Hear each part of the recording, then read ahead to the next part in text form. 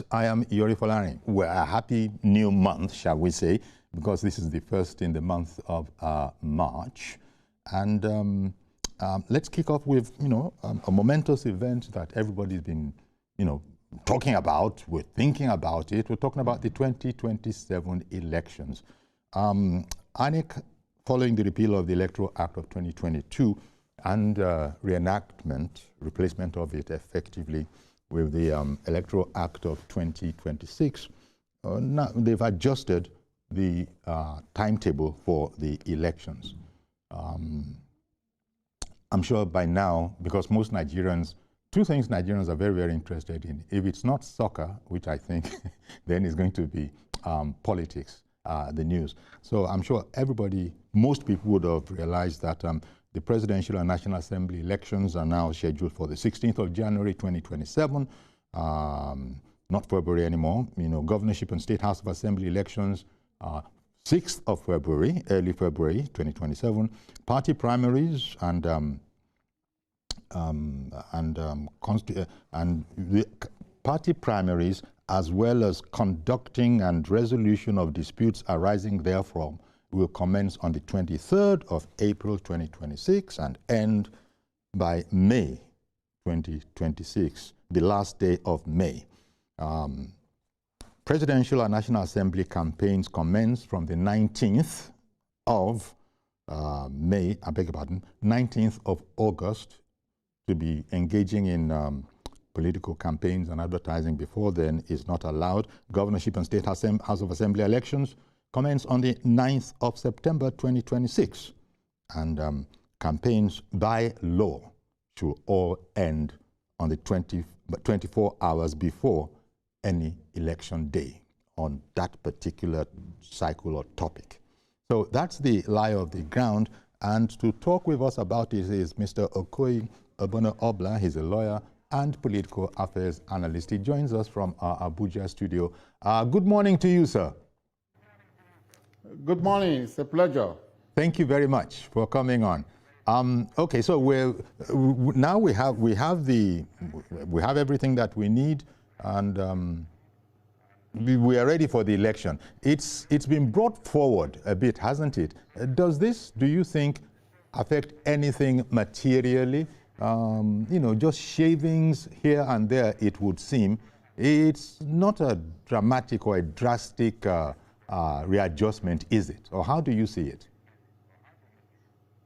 Well, the adjustment is imperative or fundamental so that INEC will not seem to be violating the law because that adjustment came in because there was delay in the passage, of the Electoral Act because of the controversy over e-transmission and manual collation of results. So that before that controversy was sorted out, we lost some time. So the law says INEC shall schedule the dates for the elections, timeline for the elections, not later than 380 days to the date of the election. And so that is why INEC had to adjust, because in the previous timetable, the presidential election is supposed to take place in February. That's right. And the governorship election will take place in March. Yes. So, but because of the bid to comply with the law, then they have to push it, forward. And now the presidential elections will be on the 16th January 2027, and then the governorship and state assemblies election will be on the 6th of February 2026. INEC is a regulator, and the regulator is supposed to be a compliant to the law. So INEC has done that. INEC has complied with the law now. So the stage is now set for the political parties to begin to maybe come up with guidelines for their primary election. Because election is a process. Election is not just about general elections. Okay. It's a process. It starts with the primary election. And according to the timetable, primary elections will start in April 2026. I just hope that all the political parties are on the top of their game. But the 23rd, by the 23rd, I think the last week in April. Exactly. So, but the political parties are entangled with legal tussle, and that is going to affect them. You know, like ADC has 2 national executive chairmen, 2 national secretaries. Who is going to conduct their primaries that will be acceptable to INEC? So but that is their business. But I think the political parties should be ready if they are really political parties and if they are serious about winning the 2027 election. Because just as you just said, you know, these, you know, conducting and all the primaries and the resolving all the disputes that arise therefrom is going to be between the last week in April and the end of May, 30th of May. So this will require a pretty organized kind of ship from all of the parties to fit into that. Exactly. You know. Exactly. See, the political parties are institutions, and we must manage them. We run the parties as institutions. So they have a limited time. I hope in their various constitutions they have conflict resolution mechanism. If they have a good conflict resolution mechanism, they should be able to sort out some of these problems and, you know, sorting them out before allowing members to go to court because the court wastes a lot of time. But if they have a good conflict resolution mechanism, they should be able to sort out these pre-election matters, these pre-election disputes, you know, within the confines of their conflict resolution mechanism. They don't even have a choice, do they? Because as you were just saying, the regulator has put down the timetable, and they have to be done with all of that between the 23rd of April and the end of May. If they, as you were just saying for the sake of completeness, if they don't have it, the truth of the matter is that they will be in a serious jam and are not likely to be able to proceed. After all, we can't imagine stopping the whole election train because someone's internal affairs are in disarray. Yes, I completely agree with you. But you see, we have a tendency of goalscaping, passing the buck. Okay. I just hope the political parties will sit up. Otherwise, when they are not able to put their act together, they will begin to look for scapegoats. They will say, oh, APC is responsible, or the president is responsible, the governor is responsible. So we don't want to hear that. This is the time for them to put their act together and carry out their primaries effortlessly, seamlessly, because they have 4 years to prepare for this primary election, to prepare for this stage, so that we don't get our judiciary overburdened. And then begin to look for scapegoats in the judiciary. Our judges are this and that and that and that and that, you know. But they should blame themselves if they don't put their act together. They all have 4 years to put their act together. Indeed. And then they must have good legal departments. Some of the political parties don't have good legal departments. If they have good legal departments, they will follow the development in the judiciary concerning maybe the cases that have been heard previously on this issue, so that they can advise candidates, they can advise the party properly to do the right thing. Well, everybody now has the syllabus, so to speak, and that is, again, continuing this analogy, it is on that syllabus that the examination shall be set. And people are expected to be able to comply. But as you said, sometimes it does appear as if we begin to look for reasons for exceptions and blaming this or that. But it's pretty clear now. And you did say that we've had 4 years to work on this.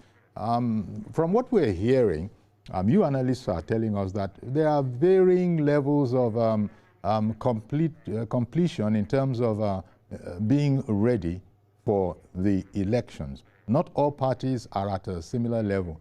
It is said that APC has a very tight ship. I don't know what you think about that. And some others have anything but a tight ship.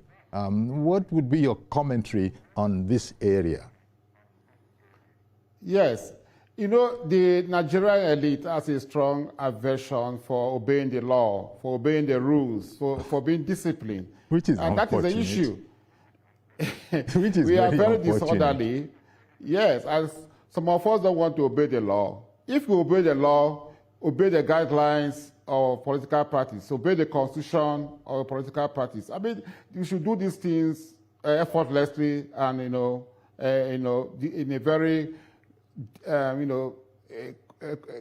with alacrity, yes. with dispatch.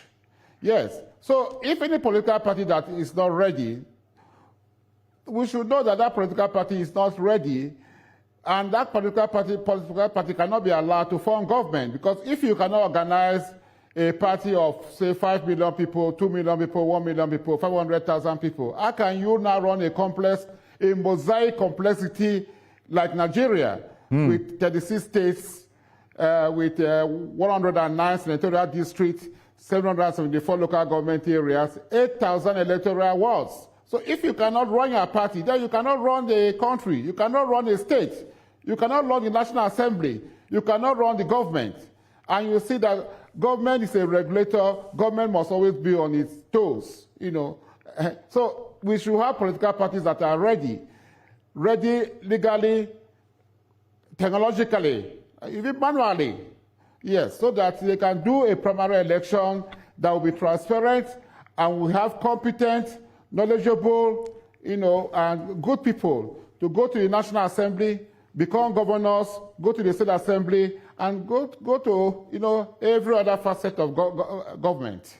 I'm a bit concerned, slightly concerned about what you say, much as it is born of experience, that our people, especially the elite, as you put it, tend to not pay finicky attention to being law-abiding when it comes to these kind of structures. My concern is that, does this kind of sentiment not encourage those who might be so disposed? Why will you? The law is said to be a respecter of nobody. And if you've had this legal arrangement in place for 4 years or so, you should be ready. I'm just looking at a situation where I hope people don't begin to think, as a result of the sentiment that you just shared, that is widely perhaps assumed, that people won't begin to think that it's going to be business as usual. They can crash a deadline, or really make it. They're so close to it that they virtually faulted that deadline, and think that nothing is going to happen. Shouldn't there be a sort of zero tolerance for any infringement, and you just stay there like that? Let people not start coming to think. Yes, dictatorship. From Nigeria getting independence in 1960, and we had a democracy from 1960 to 1966. The military took over, and the military took over in 1966 and stayed in power 1979. They handed over. But after 4 years, on the 31st of December 1983, they took over. They took over government, and they were in power from 1983 to 1999. And the military, by virtue of its structure, its tradition, it's anti-law, because if you are in the battlefront and something crops up, you need to deal with that situation with dispatch. You don't need to go to the law court, to begin to wait for a judgment before you can take action. So I think that is what has affected us. So we heard about several generations who were born, and bred during military dictatorship. So they didn't have understanding that everything has to be done with order, everything had to be done with respect, everything had to be done with obeying the law as it is. That it's easier to obey the law than than disregarding the law. So that is the problem we have. So I expect that our political parties would enlighten people, will educate people on the tenets of democracy, so that a democratic culture will evolve. We need this evolution of a democratic culture more in the political parties. Internalize the tenets of democracy, the rule of law, constitutionalism. I think that is where the problem is.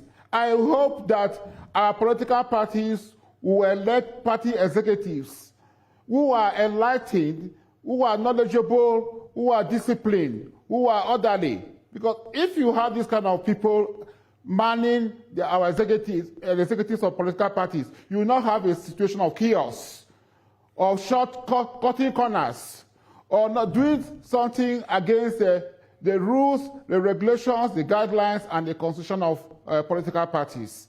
I think they should be reading the judgments of our various courts. For instance, APC in 2019 was unable to present candidates in Rivers State, but because of the party was broken into two factions, irreconcilable factions, they couldn't resort to consensus building, to agreements, because that is what democracy is all about. So they went to court, and the court said, look, you are disorganized, you are disorderly, we cannot allow you to present candidates. But APC didn't learn. The same thing happened in Zamfara State in 2023. You see, all the governor, state assembly members of the National Assembly from Zamfara State, who were elected on the platform of APC, were returned. They won the elections, general elections, but the court said they were not the rightful people who conducted, primaries through which they emerged. And as a result of that, they were all sent back home. So I hope a political party like ADC that says that they want a new Nigeria, I hope they are learning. But I've not seen that learning, because ADC is so divided. They are in different factions. One of the factions says, you came over, hijack our structures, but because of that, you are not the rightful executive. So who is the executive that is going to conduct the primary election for ADC? Because I'm saying this because ADC tomorrow will blame APC. They will blame Mr. President. This is the right time for them to put their house in order and resolve all the contending issues, so that we will know whose executive is going to organize or conduct the primary election for ADC. Is it David Mark's executive? Is it Bala Gombe executive? So that is the challenge. Indeed, it is a challenge, and it's going to have to be resolved, because I can't imagine that, metaphorically speaking, the train will wait for anyone who has not put his house in order, and so we say, well, they're still quarreling in that place, so let's come back to them later on. One just hopes that your words are heeded and the right thing is done by way of attitude. It's not too late even now. Law is not a respecter of sentiments, of emotion, and that is why you see the Lady Justice is blind. That I am not going to be sentimental, I am not going to be emotional when it comes to law. I will interpret the law as it is written in the law book. So It is better for them to learn, and because tomorrow they will try to hit up the polity by blaming everybody. But excusing themselves. Hopefully we have much less of an appetite for that sort of thing than in the past. In this sort of era of reforms, everything is now largely on a reform kind of a mode. But Mr. George in Ikeja has called in. Good morning, sir. Good morning, Uncle Yori, and good morning to the guests. Yes, thank you. Good morning. Uncle Yori, particularly not excited by the reversal of the timetable. what is happening, or what seems to have happened now, is adjusting our laws to suit what is comfortable for religions. You know, it was Atiku Abubakar that made that statement publicly, that the Muslims are fasting and all that in order to curry the favor of Muslims and incite them against the president. That's what led to changing the timetable. If you recall, sir, when the Muslims or even the Christians are fasting, they go to work. They do their work from morning till evening, and they still do their fasting. If you can go to your work from morning till evening, why can't you go and vote? How many hours are you likely to spend at the voting station? So bringing in religion into it I don't think it's something that can be sustained. The dates of these religions are not fixated. Next year, it could be another date. So are you going, each time that we are going to conduct elections and it falls within the fasting period, are you going to be changing the laws all the time? That's what I see in these things. Okay. We are very religious in this country, but not at the same time godly. There's a huge difference between being religious and being godly. But we will not have all these insecurities. We will not have all these bugging of phones. We will not have all the evil that people do. Some people will sit down in their houses and say, I want to remove somebody from office just because you hate him, not that he's not doing well. And you are doing everything possible to make sure you even get rid of him. Where is the love in that? Okay. We are told to love our neighbors. If you love your neighbor, will you be doing all those things? Let the laws of the country be sacrosanct, and anybody that wants to do anything personal, which is religious, can adjust his timetable to it. Not the law being adjusted to the whims and caprices of personal ambitions. Okay. That's the way I see it. Thank you. Be that as it may, the elections will be conducted. The only thing now is, Uncle Yori, is that many of the candidates that will emerge winners will have to wait for almost 6 months before they can assume office. Let the preparation, and it has shortened the time of preparation by shifting it forward. It has, shortened the time for preparations.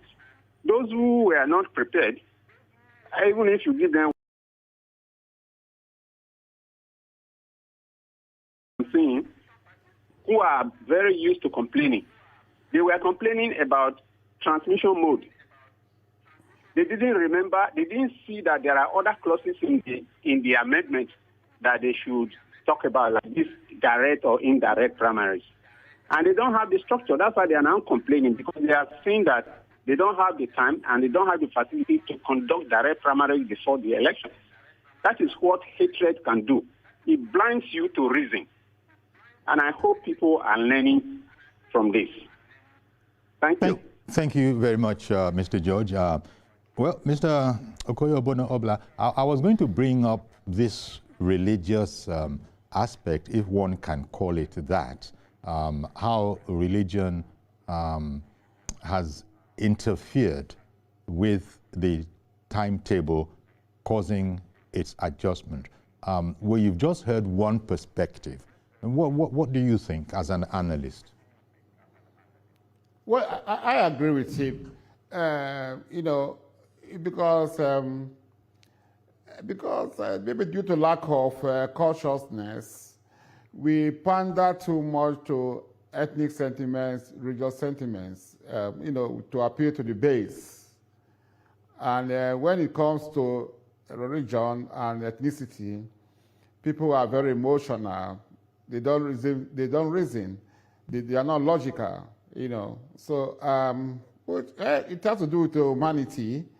I will not blame anybody, but if you have responsible political leaders who should not, instigate the people against government or what the government has done on religious grounds. If you want to take on government, you can take on government legally, logically, maybe sociologically, economically, but not on religious sentiments. I also saw the campaign against the national, or the chairman of INEC, because of what he did as a lawyer, a brief. Why do you want to use a brief he did for, for some people as a ground to say that he doesn't like a particular religion, or he should leave his position, or he should be removed? It is very unfair, because as a lawyer, you are required to take briefs from anybody. So anybody can give you a brief, and you can do a brief and walk away. And the same person you were doing a brief against can come to you the next day. I remember the famous lawyer, Chief Wale Olapeku, SAN. When we were doing the CPC presidential election petition, he was a counsel to President Jonathan. But in 2023, he was a counsel to President Muhammadu Buhari, in the presidential election tribunal. So that is typical of how lawyers, do their job. So why were some people campaigning against the chairman of INEC? Because he did, a brief for a certain group of people. Okay. So that is it. So all right. That is why I'm saying we need a lot of political education. Okay. Okay. We need a lot of enlightenment. For people. Let me come back. Let's take a quick break. So we'll be right back and continue without any further interruptions. And by the way, at least Mr. George, I know, is in Lagos, and he called in from Lagos. So if there's a live broadcast going on, people by now have learned that you can always join us on our YouTube channel. And as far as our viewers in the diaspora are concerned, they are watching us uninterrupted, as they always do. We'll take a quick break. We'll be right back. Do stay with us, please. Okay, welcome back. Our guest is Mr. Okoye Obuna-Obla, lawyer and political affairs analyst. We're looking at the release of INEC's revised timetable for the 2027 elections, the number of reasons he spoke about them, and then not least of which is what is being tagged a sort of religious consideration. And people, I don't know how to put it, they take it very seriously, probably is the best way to put it. Some use the word sensitive, but they take it very, very seriously. And we've heard how, look, you go to work when you are fasting. No Christian or Muslim stays away from work on account of the fact that he or she is fasting. And so this is another kind of an activity. Why have we made such a big deal out of it, such that people are now putting interpretations on it? The caller who got in, his understanding, his theory, or let me just call it a theory, is that that thing was that incident was designed to curry favor. But the question that I want to ask you, Mr. Obuna-Obla, is in view of the fact that this is how we are known to be what we are. We're fervent in our faiths, whether Islamic or Christian. We take it very, very seriously. It's long established. Should we not make adjustments if they won't materially, substantially affect anything? Or you've indicated that, yes, you do agree with the caller who called in, but if one were to examine it a bit more, is there really much that one can fault about the fact that Nigerian Muslims, Nigerian Christians, although it was a Muslim who brought up this matter, they do take their religion seriously, and so consideration should be given to their sensitivities? Well, I agree with that, but we should not do it with moderation. Without moderation. Okay. No, with moderation. We should do it with moderation. Okay. Yes, and then, there's the principle of balancing of competing interests, particularly in a diverse society like Nigeria. Mm-hmm. And you have that principle in the school of legal thought. There's a certain school of legal thought, the school of realism. They emphasize on law being an instrument to balance competing interests, particularly in a diverse society, a complex society.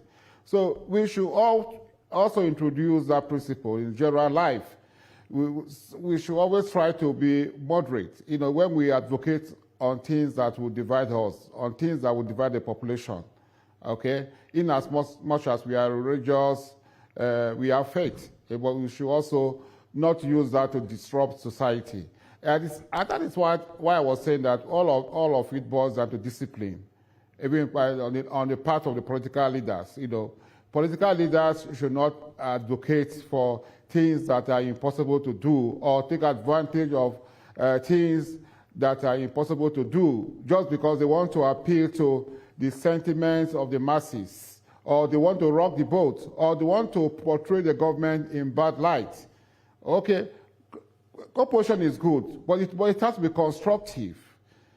Everything has to be done in good faith, not to bring down the system, not to crash the system, okay? Because if you crash the society and you are aspiring to be president, you are aspiring to be governor, which society are you going to govern or preside over? So we should do everything in moderation. And it also, our political parties, they don't educate their members. They don't carry out political education, political enlightenment.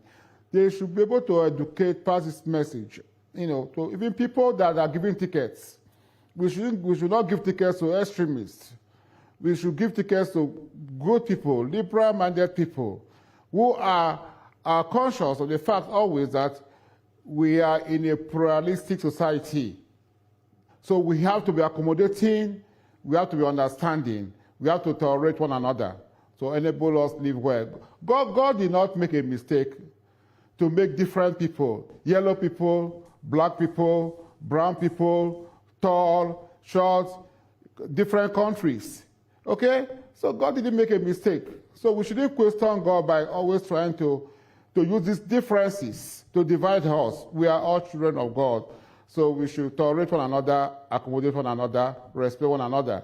I think that is my position as I see this issue. Exactly. And as you were speaking, I remember, as many will, that the president has also spoken in this vein, on a number of occasions, preaching unity, tolerance for one another, helping each other out.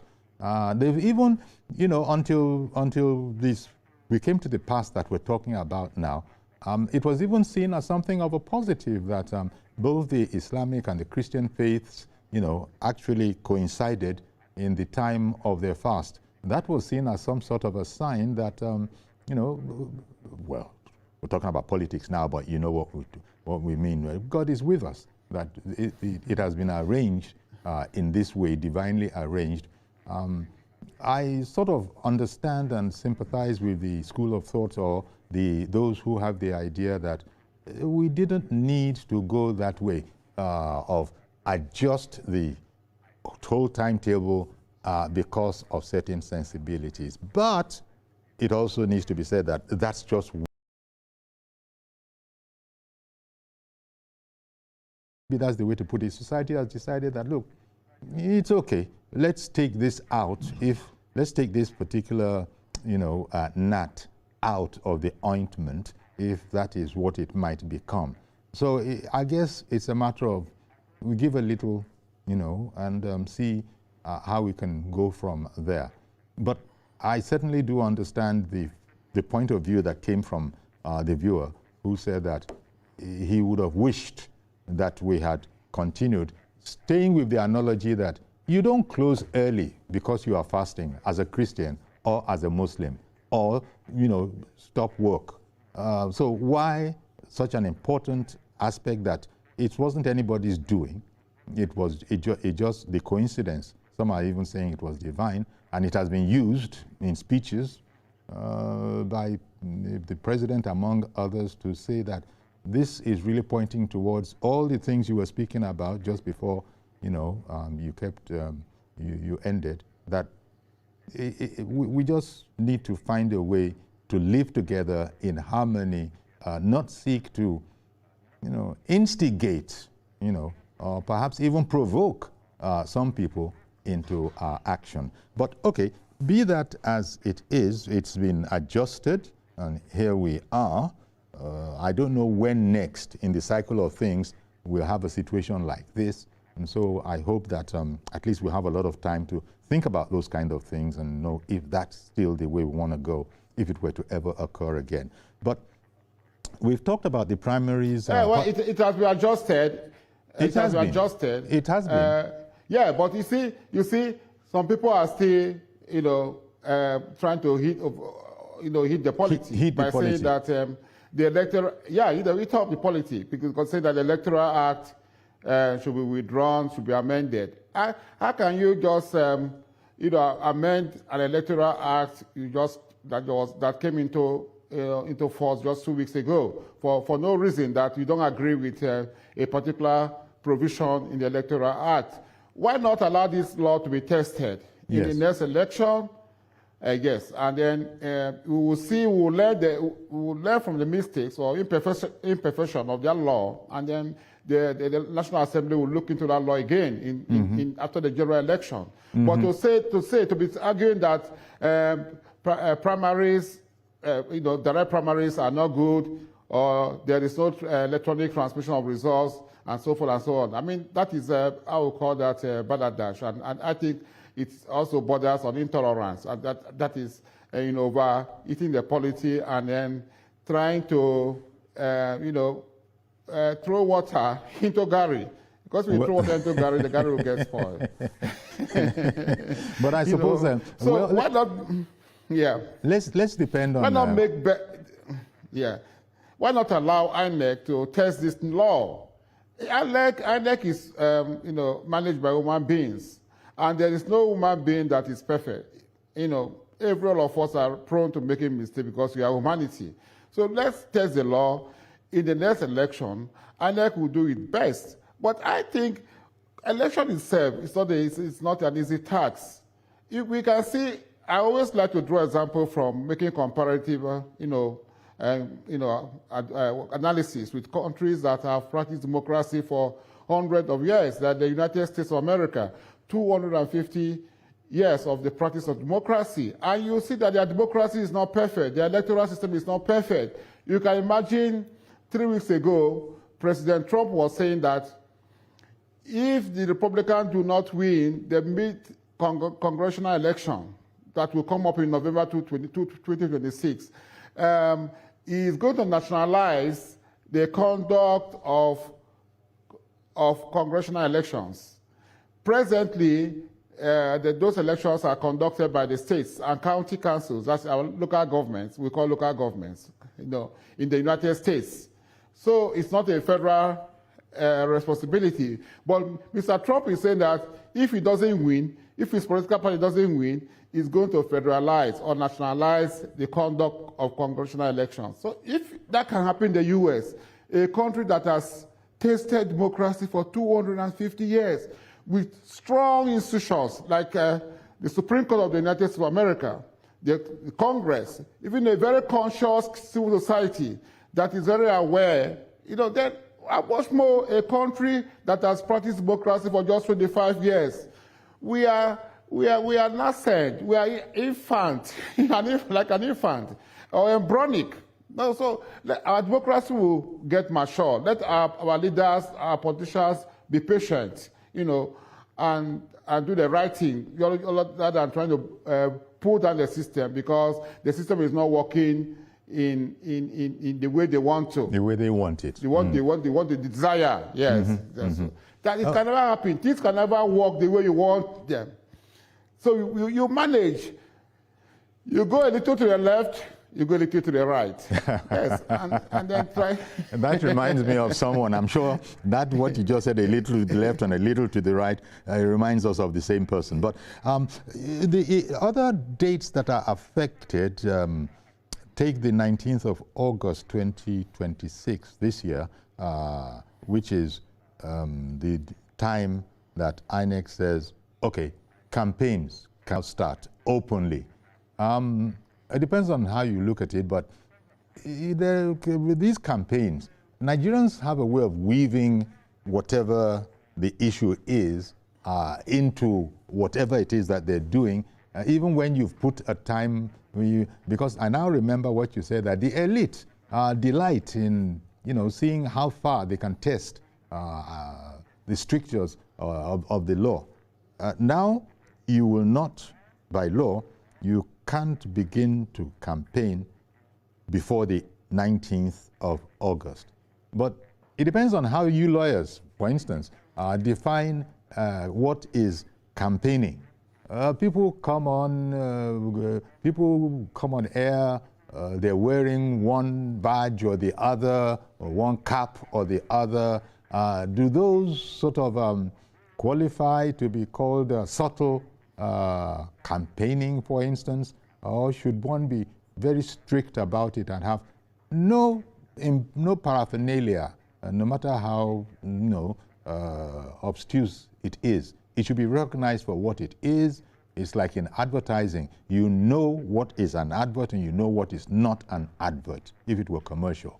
Should the same strictures be applied to politics? Because it is said that before the 19th of August, none of that should be seen.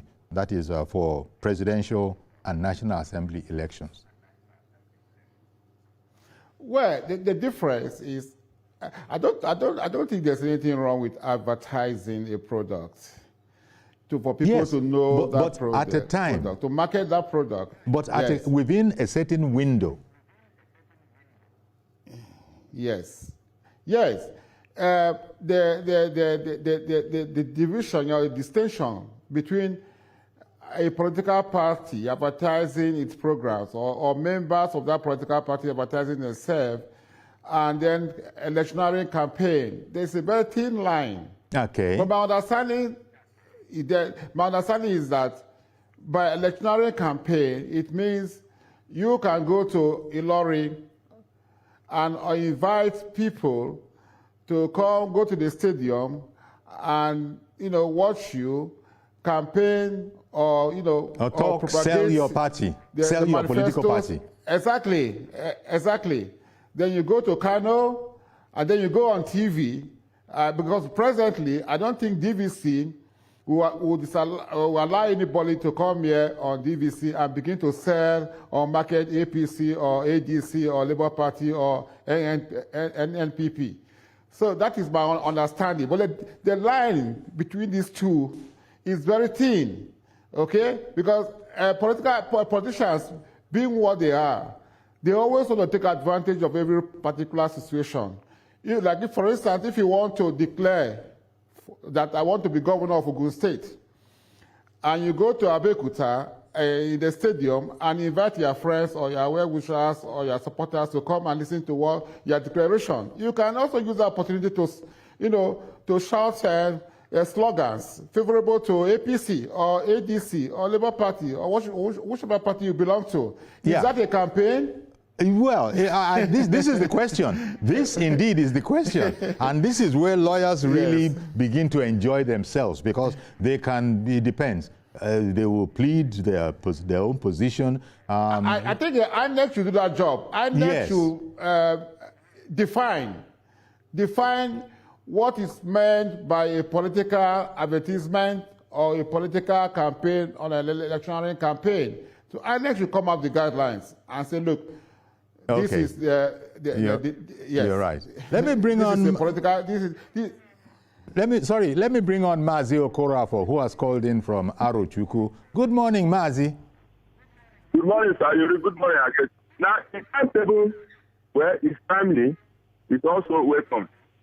You see what religion can cause because of religion, Ramadan and the by lengthy period. That's it. But the question now is this. The political parties, are they ready? It's not a question of Mazi, are you just joining us?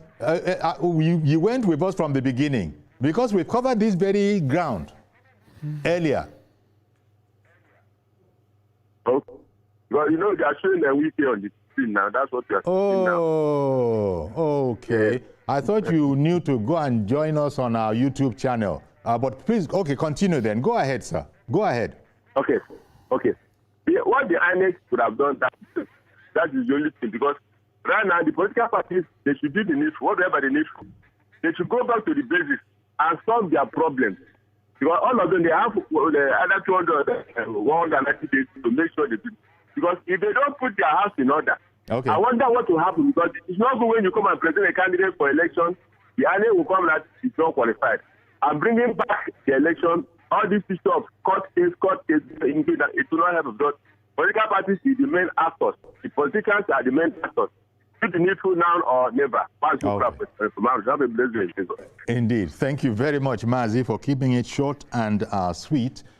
Because as I was saying, myself and Mr. Bono Obla, we've actually covered that ground earlier. Well, I want to thank you very much for coming on the program to look at the release by INEC of the revised 2027 election timetable. There's going to be quite a bit of time to talk about this, but the most important thing is what you had said earlier, that they've had time. They've had the past 4 years to work on this, and so everybody rightly should be, ready to do the needful and give us a successful election sequence.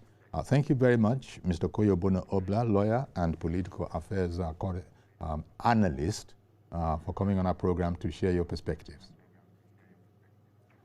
Okay, Thank you. Okay then. So we're going to have to leave it here then. Do please join us though tomorrow for a fresh edition. I am Yori Folare. Bye-bye for now.